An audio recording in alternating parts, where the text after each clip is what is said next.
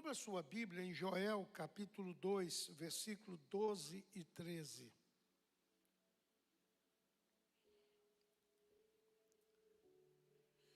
Meus irmãos, nesses últimos tempos, Deus tem me falado muito no livro de Joel. O livro de Joel é um livro que nos chama a uma tomada de posição. Então, eu queria que os irmãos pudessem abrir o coração nesta manhã, para que possa ouvir o que Deus vai falar à sua vida. Obrigado, André. Ainda assim, agora mesmo, diz o Senhor, convertei-vos a mim de todo o vosso coração, e isto com jejuns, com choro e com pranto. Rasgai os vossos corações e não as vossas vestes. Convertei-vos ao Senhor vosso Deus, porque Ele é misericordioso, compassivo, tardio em irar-se, grande em benignidade e se arrepende do mal. Agora o versículo 18 e 19. Então o Senhor se mostrou zeloso da sua terra, compadeceu-se do seu povo, e respondendo lhe disse: eis que vos envio o cereal, e o vinho, e o óleo, e deles sereis fartos. E vós não entregareis mais ao opróbrio entre as nações. Alguns meses atrás, eu ministrei aqui sobre os 2 primeiros versículos. Mas eu queria hoje trazer uma palavra para esse momento que nós estamos vivendo. Nós estamos vivendo um tempo de apostasia. Nós estamos vivendo um tempo de aparecimento de uma série de inovações. Nós estamos vivendo um tempo onde as igrejas estão procurando como atrair as pessoas, não com o poder da palavra, mas com invenções humanas. E a palavra diz nos 2 primeiros versículos: volte-se para mim de todo coração. E aí ele diz: com jejum, lamento e pranto. Deus nos coloca aqui algumas condições para voltar-se para Ele. De todo o coração, com jejum, lamento e pranto. E ele continua dizendo: rasgue o coração e não as vestes. Volte-se para o Senhor, o seu Deus, porque Ele é misericordioso, compassivo, paciente, cheio de amor, e arrepende-se e não envia desgraça. Meus irmãos, a palavra de Deus para o povo, através do profeta, era a seguinte. Eu vou falar uma coisa que quero que os irmãos ponham amor na palavra que eu vou falar. É uma palavra forte.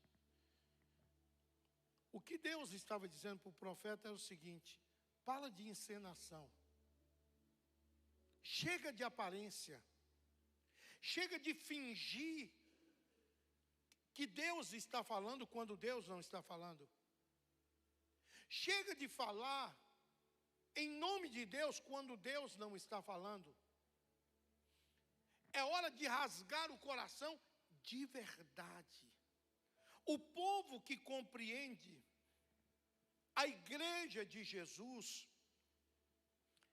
deve ser um povo que se converteu a Jesus de todo o coração e que diante do Senhor rasga o coração com arrependimento, com renúncia, não somente as vestes, não somente as aparências, não somente olhar em sua volta e querer agradar normas, dogmas, querer agradar apenas rituais que as igrejas têm. O versículo 18 e 19, Deus faz promessas na vida de um verdadeiro crente. Se você é um convertido de verdade, nós, se fomos convertidos de verdade, nós estamos aptos para tomar posse da vida que Deus tem para cada um de nós. Que vida é esta? De graça, de poder, revestidos de unção. Uma vida, ele diz, permaneça em Jerusalém até que do alto sejais revestidos de poder. Isso quer dizer, não há como viver uma vida cristã sem o poder do Espírito. É o poder do Espírito que nos faz dizer não para o pecado. É o poder do Espírito que nos dá poder para ser testemunha. É o poder do Espírito que nos tira de casa e nos traz à igreja. Hoje nós temos tantas coisas concorrendo com o culto da igreja, o culto da célula, o culto de uma forma geral, que nós, para virmos ao culto, precisamos querer vir ao culto. Meus irmãos, as coisas só acontecem, eu quero que os irmãos guardem isso.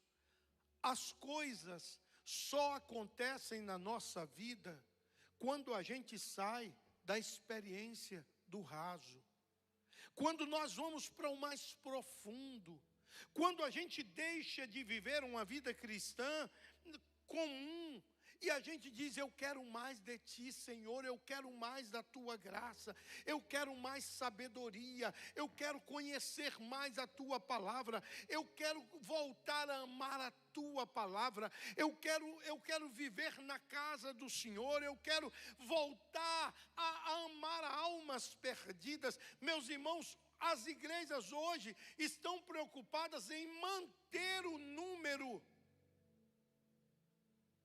Nós fomos colocados no mundo para ganhar almas.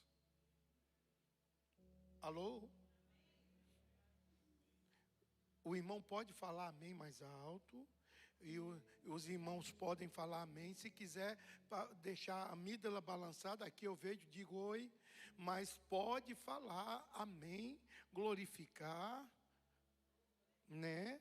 O povo hoje choveu, está todo mundo macambuzo, está todo mundo enxutinho. Não, solta, deixa Deus falar o seu coração. Querido, precisamos sair do raso. Precisamos ter experiências profundas com o Senhor. Os grandes milagres não estão na superfície da fé. Os grandes milagres estão quando nós desafiamos a nossa fé. Os grandes milagres estão quando nós credenciamos a nossa fé e dizemos: eu não estou vendo, mas Deus falou, Deus vai fazer. Meus irmãos, não há nada que dê mais prazer a Deus do que ver uma igreja obediente à sua palavra. Meus irmãos,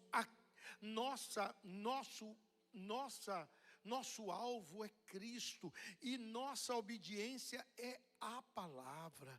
É a palavra.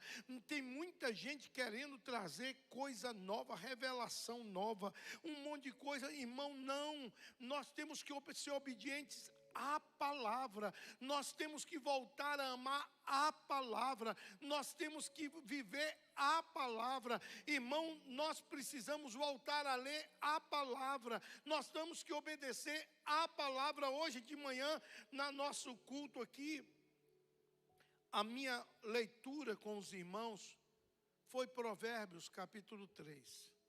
Eu disse para eles, como hoje é aniversário do meu pai, eu disse, esse era o texto que meu pai mais lia nos cultos domésticos dentro da nossa casa. Todos os dias no café da manhã, a gente tinha uma palavra. Mas esse texto, papai lia direto. Filho meu, não te esqueça dos meus ensinos e no teu coração guarda os meus mandamentos. Eles aumentarão os teus dias de vida. E aí, ele nos fez amar a palavra. Irmão, não se tem experiência profunda com Deus sem conhecer a palavra. Não se tem experiência profunda com Deus sem conhecer a essência da palavra. Por isso que tem muita gente inventando doutrina e o povo vai nela porque não conhece a palavra. Porque quem conhece a palavra não entra nessas histórias que aparecem por aí. Obediência foi maior que a experiência de Pedro. A obediência produz novas forças. Quando eu obedeço a palavra, abre-se novos horizontes diante da minha vida. Então, querido, quando você obedece, você começa a ver Deus nas pequenas coisas. Você começa a ver Deus no cuidado dEle, em você desejar algo e Deus trazer aquilo para você. O que Deus está dizendo com isso? Eu te amo, eu cuido de você, eu cuido dos pequenos detalhes da sua vida. Sexta-feira eu estava aqui e a pastora Rosali me ligou, disse, agradeça a Deus aí.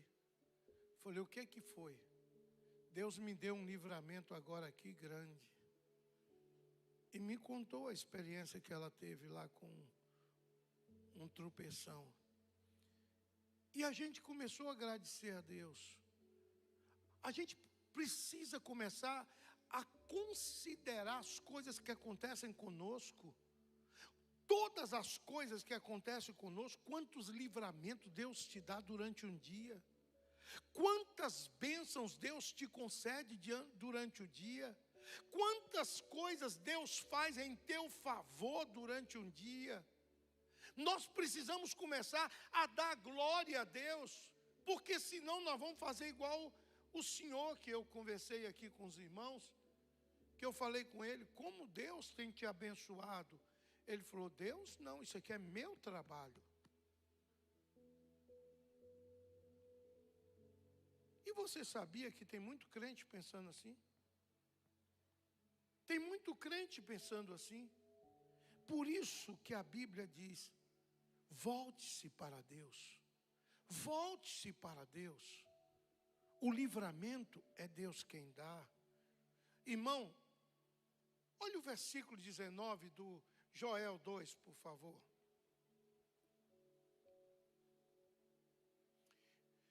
E respondeu e lhe disse, eis que vos envio cereal e o vinho e o óleo, e deles sereis fartos.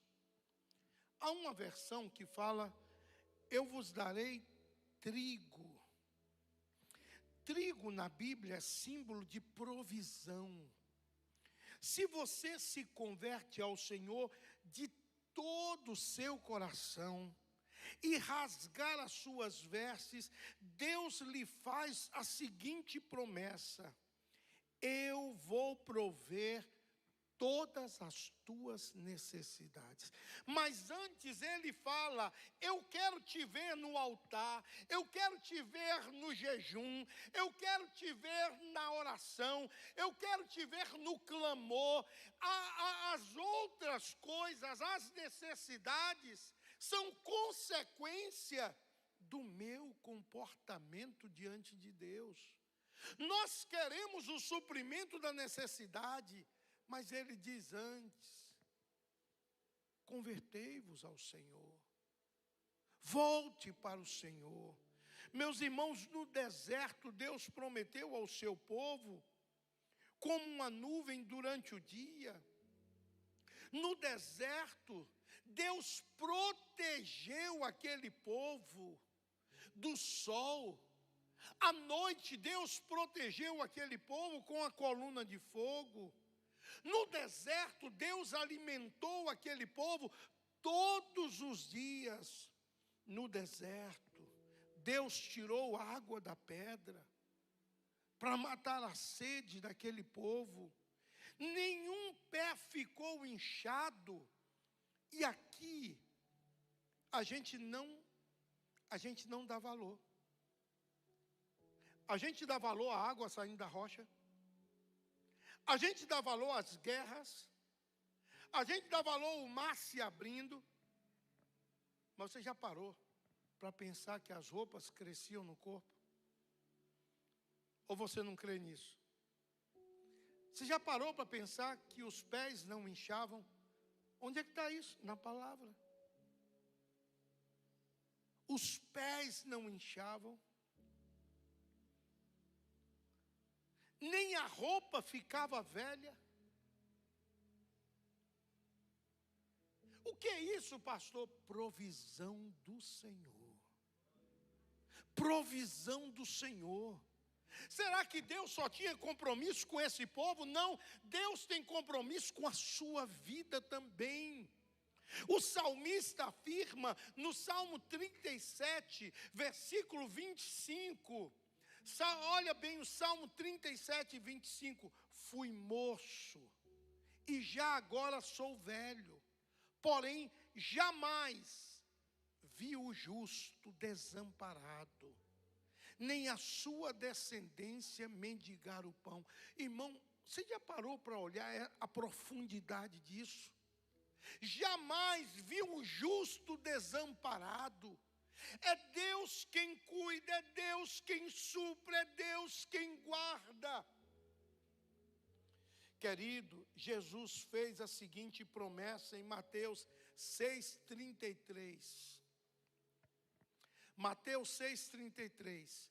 Buscai, pois, em primeiro lugar o reino e a sua justiça, e todas estas coisas vos serão acrescentadas. Irmãos, esse todas aqui é abrangente, mas nós selecionamos esse todas. Nós. Isso aqui, Deus me supre, isso aqui sou eu que tenho que cuidar. Isso aqui Deus me supre, isso aqui sou eu que tenho que correr atrás. Ele disse: busca primeiro o reino de Deus. E ele diz: e todas estas coisas vos serão acrescentadas. Meu irmão, quando a gente prioriza Deus, Deus prioriza a gente. Quando você prioriza Deus, Deus cuida de você. As coisas, que coisas são estas? São as necessidades, o comer, o beber, o vestir. Irmãos, quantas experiências eu já vivi de suprimento. Quantas experiências eu conheço, irmãos, que já viveram de suprimento diário.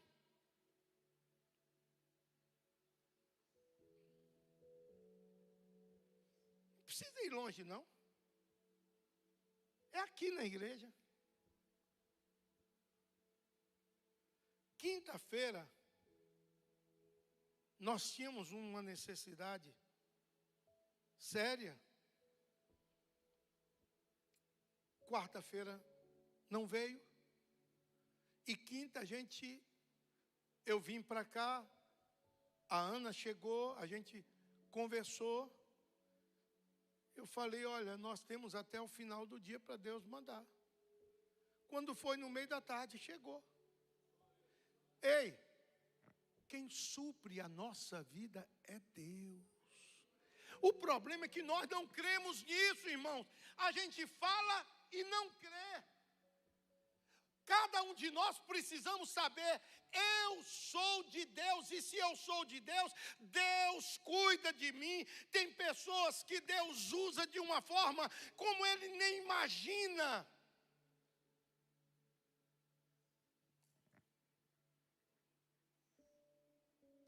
Eu vou fazer, como está na moda, eu vou fazer um dossiê das necessidades supridas da igreja, e uma hora dessa eu vou trazer para vocês. Meu irmão, é precioso ver como Deus cuida diariamente. O maná não vai faltar. A água não vai parar de jorrar. O maná não vai parar de cair. Mas aí, tem um detalhe aqui, meu santo. Diz aqui, só apanha o de hoje. Por quê? Porque amanhã o teu Deus vai mandar de novo. Só apanha a necessidade do dia. Mas por quê? Para saber que Deus amanhã continua comigo. Que Deus depois de amanhã continua comigo. E Deus depois de amanhã continua comigo. Ele é o Deus diário, Ele é o Deus provisão diária, Ele é o Deus provedor diário, Ele é o Deus provedor da nossa vida. Como crentes, a gente precisa saber quem é o nosso Deus. Segundo, a promessa do versículo 19, ele diz, eu vos envio vinho. Vinho na Bíblia simboliza alegria. Se você se converter ao Senhor de todo o seu coração e rasgar suas vestes, Deus vai te dar a seguinte promessa: eu vou colocar uma festa no seu coração diariamente. Ô irmãos, tem crente que está andando com a cara parecendo, não vou falar não, parecendo um bichinho que tem no Nordeste, mas eu não vou falar. Assim, numa tristeza. Aí o não crente pergunta a ele assim, você é crente? Sou. E como é que você está? Feliz. Muito feliz. Ô irmão, em nome de Jesus, põe um sorriso nos lábios. Mostra o teu sorriso. Pastor, mas eu não tenho dente. Mostra a gengiva, mas mostra. Dá um sorriso, diga, Jesus é a minha alegria. Meu irmão, na vida enfrentamos tristeza, na vida enfrentamos sofrimento, mas isso nunca será algo constante na vida do crente. A verdade que Jesus prometeu foi, eu vou trazer alegria ao seu coração. Nós temos um hino que a gente canta antigo aqui, os irmãos de mais experiência conhecem, alegria do Senhor a nossa força é. Se tens alegria, podes tu cantar. Se tens alegria, podes tu sorrir. Se tens alegria, podes tu dançar, cantar, sorrir, vibrar, alegria. Tem uma frase aqui que muda toda a história do crente. Qual é a frase? Vamos ver se alguém lembra. Qual é a frase? Alegria sem medida. A alegria que Deus tem para você não tem medida. Ele diz: alegria sem medida Ele dá. Irmão, tem prova que chega para nós, é para a gente se aprofundar no altar. E aí a gente sai da prova muito mais forte. A gente sai muito mais confiante, porque no momento da prova Deus agiu, o céu se abriu sobre nós, a glória de Deus vem sobre nós, a alegria é a marca registrada do povo de Deus. Ninguém pode resistir à alegria que se vê estampada no rosto dos filhos de Deus.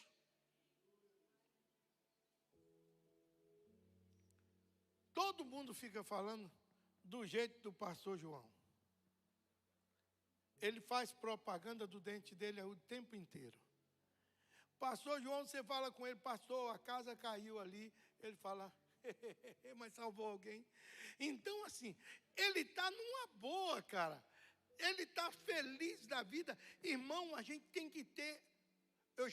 Antes de eu conhecer o pastor João, eu e a Rosa andava lá no Parque Ipanema. E me chamava muita atenção daquele senhor que passava cumprimentando todo mundo. Eu não conhecia ele, mas toda vez que ele passava por mim, ele... Eu falei: quem é esse rapaz? Esse moço, será que é candidato a vereador? Alguma coisa assim e tal. Irmão, a marca do crente é a alegria. A marca do crente é a alegria. Se eu perguntar ao pastor João assim: pastor João, você tem problema? Ele vai dizer: ô pastor, o senhor sabe dos meus problemas.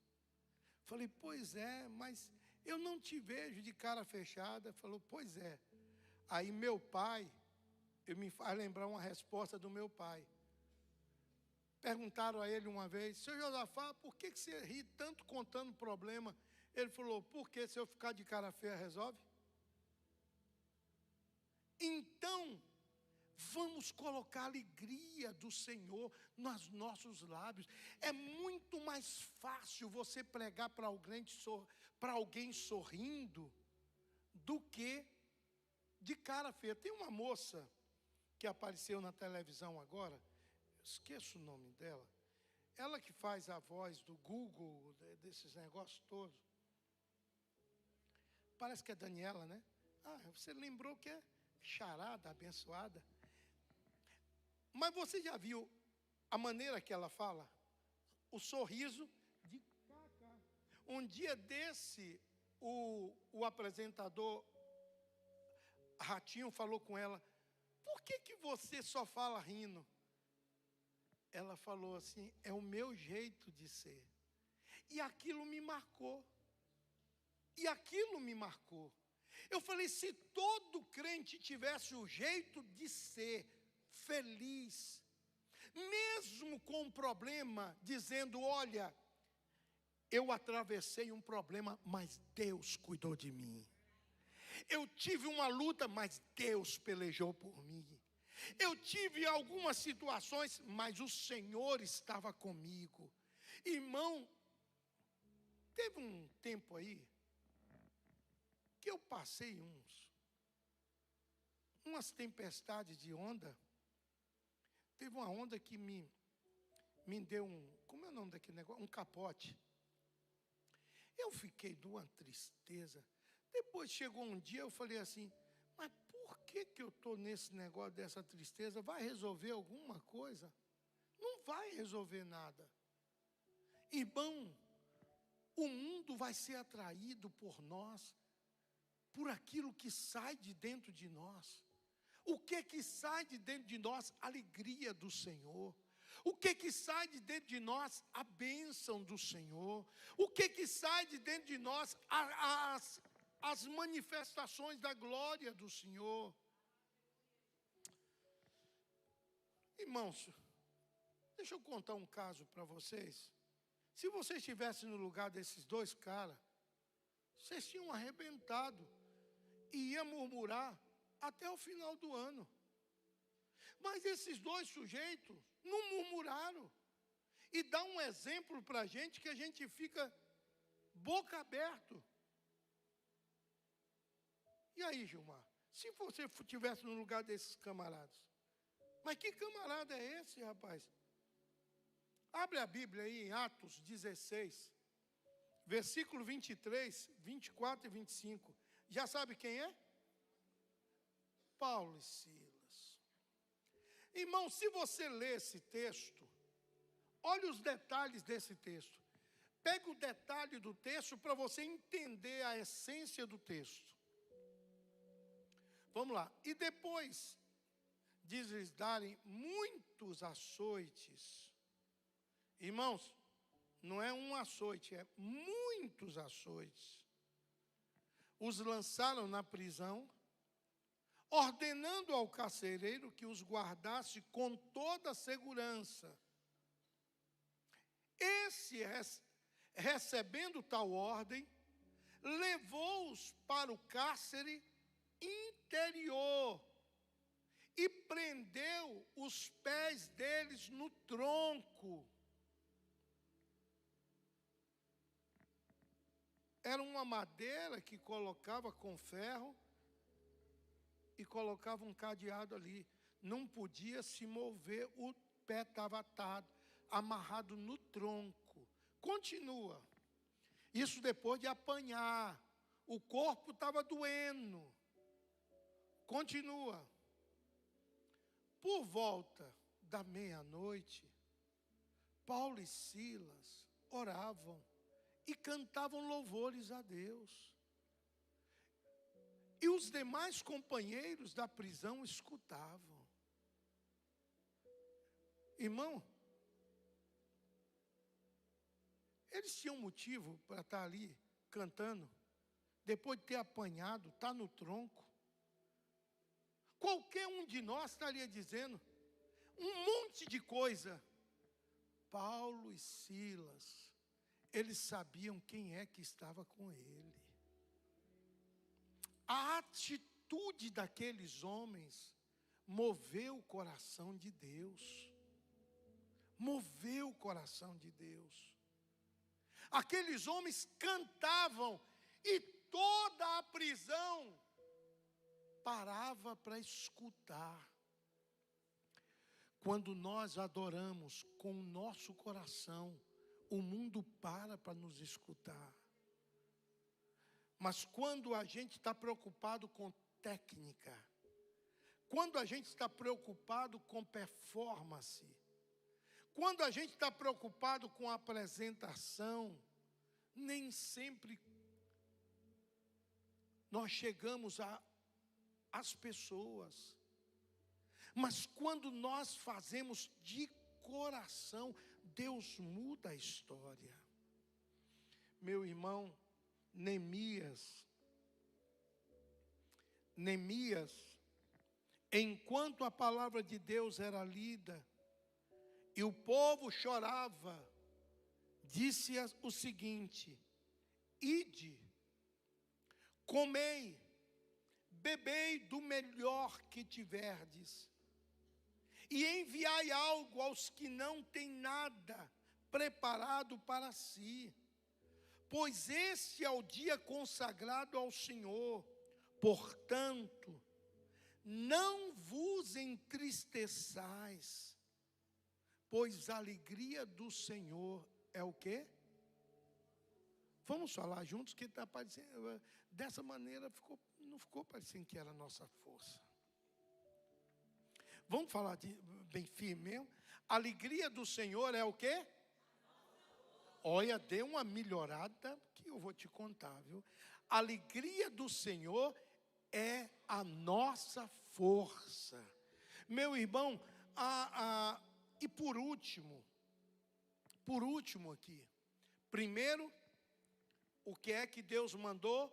O trigo, provisão. Segundo, Deus mandou o vinho, a alegria. E agora, terceiro, ele diz: eu vos envio o azeite, o óleo. Óleo na Bíblia é símbolo de unção, do Espírito Santo. Se você se converter ao Senhor de todo o seu coração e rasgar as suas vestes, Deus lhe faz a seguinte promessa. Observe que em cada um tem uma promessa. Vou repetir para os irmãos refrescar a sua memória. A promessa do trigo de provisão é: eu vou prover todas as suas necessidades. A promessa da alegria é: eu vou colocar uma festa no seu coração. E a promessa do óleo quer dizer: se eu prometo que vocês receberão a unção do Espírito Santo de Deus. Abra a Bíblia, por favor, em Isaías 62, versículo 1 e 2.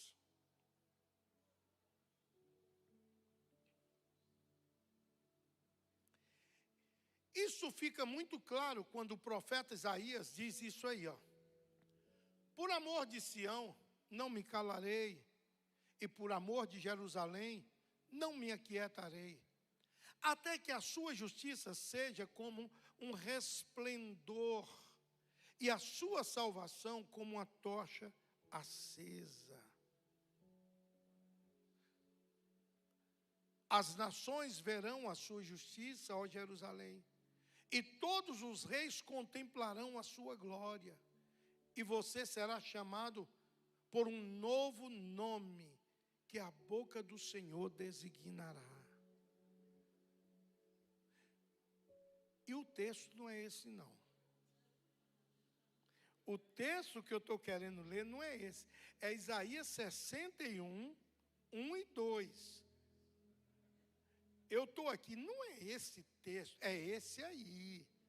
Gente do céu, vocês têm que orar pelo pastor. O pastor está ficando, eu já ia dizendo, está ficando com os cabelos brancos, mas não está não. Vamos lá, olha lá. O Espírito do Senhor, Deus, está sobre mim, porque o Senhor me ungiu para pregar boas novas aos pobres. Ouviu-me, enviou-me a curar os quebrantados de coração, a proclamar libertação aos cativos e a pôr em liberdade os algemados, a pregoar o ano aceitável do Senhor e o dia da vingança do nosso Deus, a consolar todos os que choram. Meus irmãos, vocês observaram que Deus, quando Ele diz rasgai os vossos corações e não as vossas vestes, Ele está dizendo: eu vou dar a vocês a provisão, eu vou dar alegria, mas também eu vou derramar o óleo, eu vou capacitar vocês. Para que a alegria? Para pregoar o ano, para pregoar que é hora de aceitar o Senhor, é hora de consolar aqueles que choram. Meus irmãos, nunca o mundo precisou do povo de Deus como agora.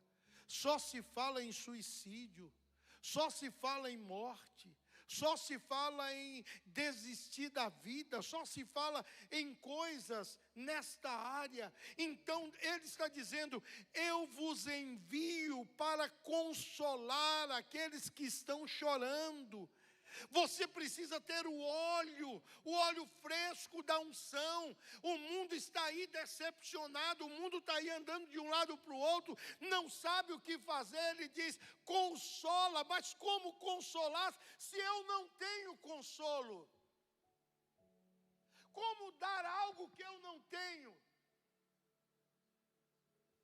Nós estamos vivendo muitas vezes um cristianismo de aparência. Quanta gente fingindo experiência cristã, fingindo revelação, fingindo um monte de coisa. Esse não é o Evangelho. Deus não mandou o filho dele morrer na cruz para adivinhar o teu CPF. Deus não mandou o filho dele morrer na cruz para falar um monte de coisinha boa para você. Se você olhar o evangelho, é confronto. O evangelho o tempo todo é confronto. Conserta, converte, rasga o coração, conserta, ajusta, põe em ordem a tua casa.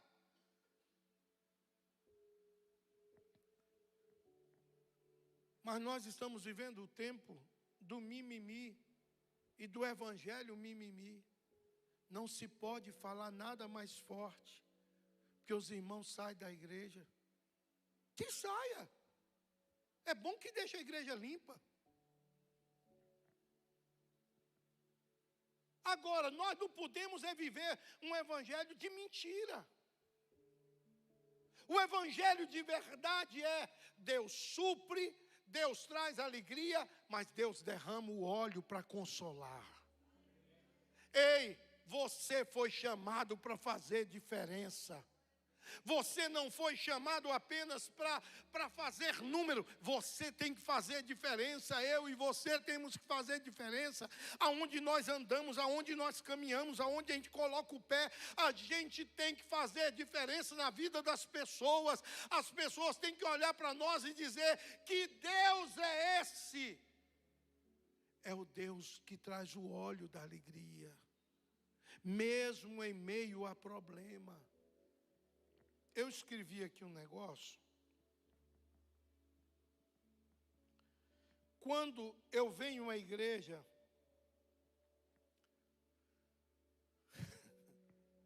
eu vou fazer igual os irmãos. Não vou falar. Não, eu vou falar. Não vou falar. Não, eu vou falar. Tem uma turma aí que faz esse negócio, né? Eu vou falar. Mas aqui, ó. Quando eu venho à igreja para fazer só o que eu gosto, isso não é evangelho, é hobby. Guarda isso. Quando eu venho na igreja só fazer o que eu gosto, isso é hobby. Evangelho é renúncia. Pega a tua cruz e siga-me. Evangelho é priorizar a Deus. Eu queria estar em casa deitado, mas eu estou na casa do Senhor. Evangelho é prioridade. Estou inventando palavra. Evangelho é priorizar Deus. Priorizar Deus. Querido, eu quero encerrar. Os irmãos podem subir.